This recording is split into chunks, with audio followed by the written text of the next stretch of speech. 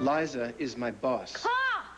So you admit she's after you. No, wait a minute. You said, No, what if another coworker... what if a coworker had the hots for you? You supplied the name.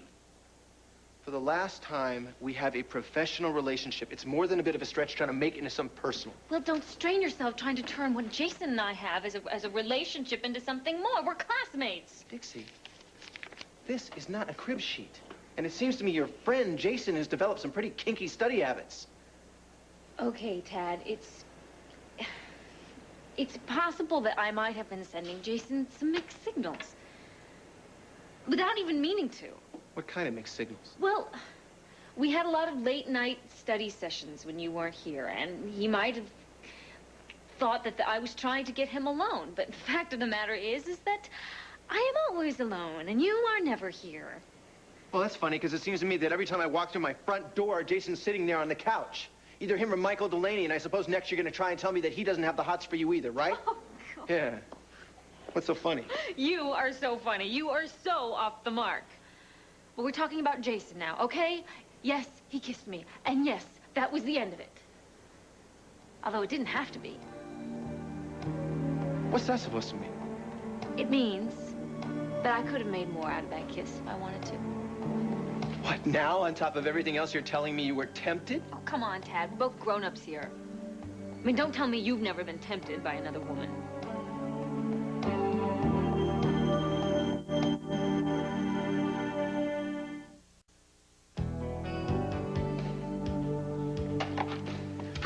Ta-da!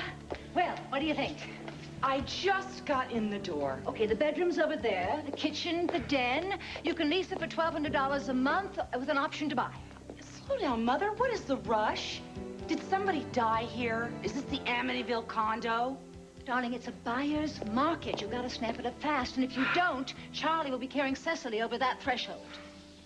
It's wonderful. It's a nice location. I just don't know if I'm in the mood for anything so permanent. Well, why not? You've got a job that's going to keep you in town for a while. And no offense, darling, but you're not 21 any longer, you know. So you keep telling me. Well, most of the girls you grew up with are married with children. Yeah, and they're saddled with carpools and fixed-rate mortgages. And never mind the fact you've got to pay for your own linens in China.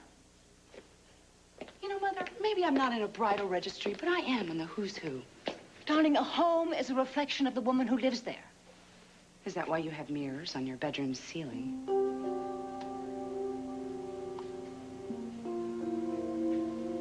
Well, truth to tell, darling,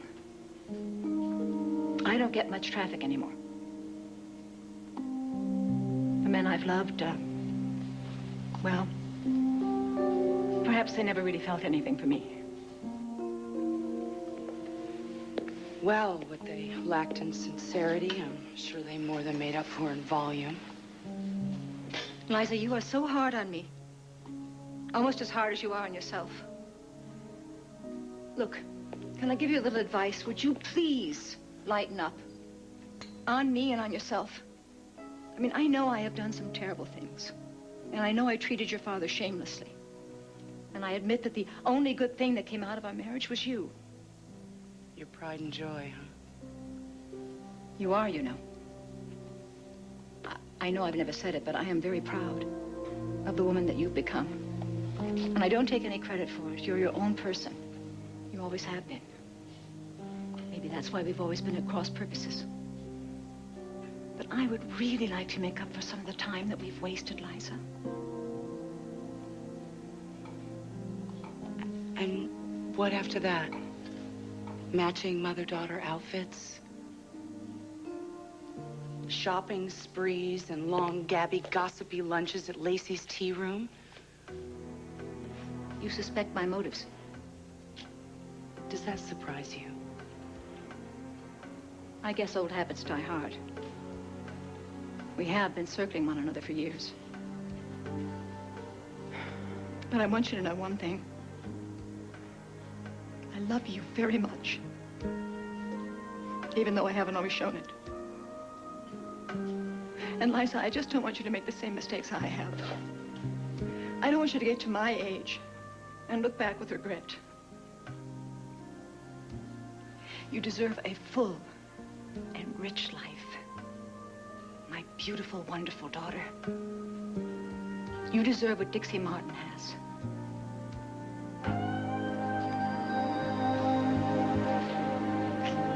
I've never been tempted by another woman. Right. It's true. Oh, come on, Tad. Even the President of the United States, Jimmy Carter, admitted to lusting after another woman in his Jimmy heart. Carter, look what happened to his administration. Oh, you are not running for re-election. You're my husband, okay? So I'd like to hear it again. Tell me, you've never, ever lusted for another woman in your heart. I've never lusted for another woman in my heart. Meg Ryan. What? Tell me you've never pictured walking down the Champs-Elysees hand in hand with Meg Ryan. That is totally unfair. That's movie fantasy stuff. That doesn't count. Of course. So tell me, everybody fantasizes, don't they? What, do you? 2 words. Noah Kiefer. I mean, come on, Tad. You can be anybody. You can love anybody. It's perfectly natural. Fantasizing is healthy. It's all in your own psyche anyway. The only time you get into trouble is when you take it out of fantasy into reality.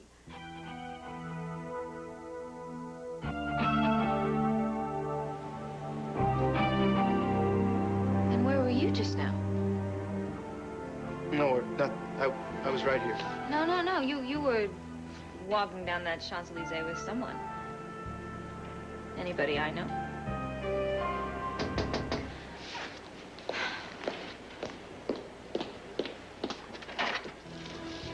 Hello. Jason, That's just perfect.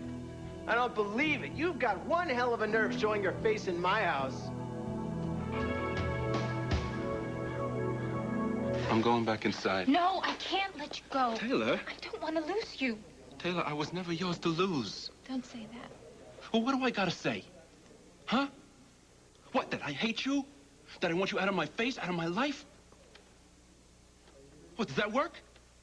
You want some more? The woman I love is waiting for me inside the chapel. The woman I love, like I could never love you. You did love me. Don't be ridiculous. It was always your head trip. My only fantasy is Julia. She's it, Taylor. We're gonna have a family. Not a mistake like you and I made, but beautiful little brown babies conceived in love. Can you say that our baby was a mistake? I never wanted it. I said I'd stand by you, and I would have, but you used that baby to try and own me, Taylor. You didn't get it then, and you don't get it now. I don't love you. I don't even like you very much. I think you're ill, and your illness makes you ugly. Can you be so cruel to me? What choice you give me? Taylor, why won't you go away? Why do you just keep standing there like you really believe that given a choice between you and Julia, I might somehow pick you? What, are you stupid? I'd rather die.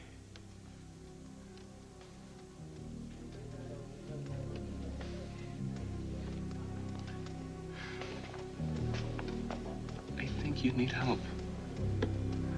Call your mother. Dad, get her to take you to one of those Park Avenue head doctors. Do something, Taylor, but listen. Please stay away from me and my wife. You hear me? You stay away. Noah, you're here. I'm sorry for the hold-up. Oh, that's all right. You're here now. Father Claude, this is my soon-to-be husband, Noah Kiefer. Noah? Padre. Well, should we practice getting married? Well, look, I understand that you've written your own vows. Who would like to start? Me. I would.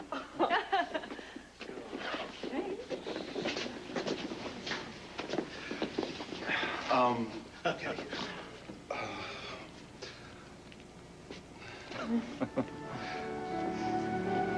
Julia, I only got a couple of minutes to say in front of God and our families and friends how I come to feel about you and make it sound like something to kick off a lifetime. But to me, it's all so simple. I love you, Julia. I love who you are. I love who I am because of you.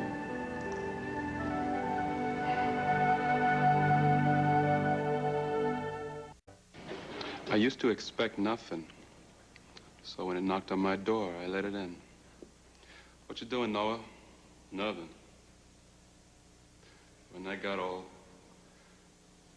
me and nothing got up off our backsides and headed for no place special. Sometimes no one in particular tagged along for the ride. One day when I wasn't paying attention, I stumbled into some place by accident. It was dark. Now my eyes were used to the dark, so it's sort of hard to see the source of the light coming from.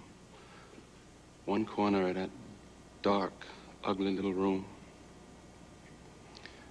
It turns out it was this lovely, raggedy girl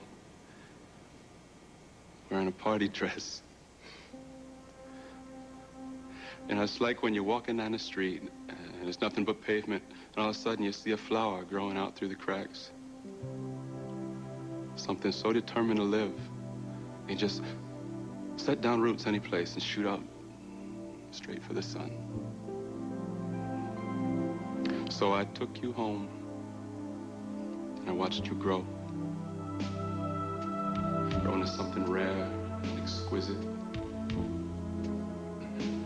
You made me homesick for places I'd never been. Hungry for things I'd never tasted. You paved over the mean streets, made me feel safe. Shined your light into all the dark places. Taught me to own my shadow, not to fear it. You're the blues and a child's laughter and tears to fill a river washing over me, bringing me home again. You're my lady, Julia. You're my life. Be with me. Now and forever.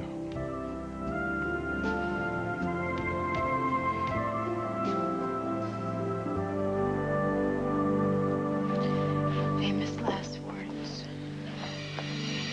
Who the hell do you think you are kissing my wife? Ted. What? Necking, smooching, sucking face. Pick one. Just leave him alone, No, you okay? tell him to leave you alone. I did.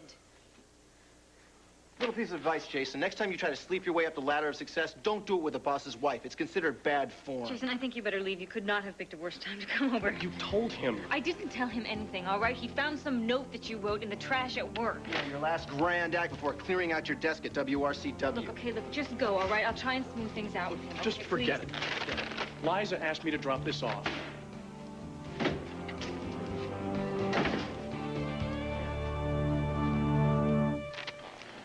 All right, I'm gonna run upstairs for a second. I'm gonna turn you on to E.B. White's Elements of Style. I'll be right back. Hi, Scott. Laura. Hey. What are you doing here? What does it look like? Looks like you're kissing up to Mr. D for extra credit. Scott. No, he's right. If I don't pick up my grades, I can kiss basketball and track goodbye, Scott. What, you don't feel weird, Mr. Delaney, your private tutor? Mrs. Fargate's here. Scott, what is the big deal about this anyway? Yeah, I mean, Mr. D tutors me here all the time. What's the problem? That's different. I mean, you live here and... And what? I'm a girl? Read turnoff? Are you lame enough to think our teacher's interested in geeky teen boys? No offense, Kev. None taken. It was me Mr. Delaney made his teacher assistant. It was me he kept after class, okay? To do what? Clap his erasers? What? I don't believe this. You actually think Mr. D's so hard up he'd go after one of his own students? I mean, you're a complete idiot if you think he was out to get you.